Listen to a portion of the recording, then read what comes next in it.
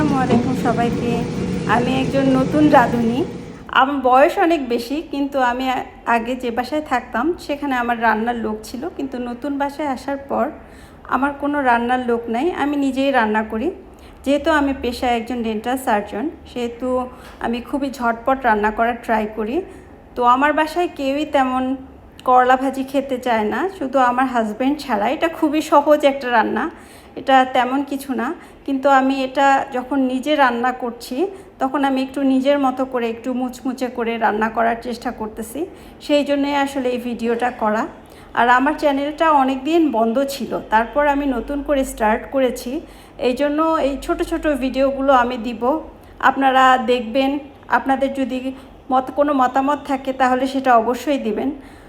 আর আমি কিন্তু প্রফেশনাল রাঁধুনি না, আমি সব ইউটিউব দেখেই শিখে তারপর সেটাই রান্না করি। তো এই জন্য রান্না নিয়ে কোনো খারাপ মন্তব্য করবেন না। আমার যেরকম আমি যতটুকু পারি ততটুকু করার চেষ্টা করেছি। আপনারা আমার ভিডিওগুলো দেখবেন, যদি পছন্দ হয় লাইক করবেন। আসসালামু আলাইকুম।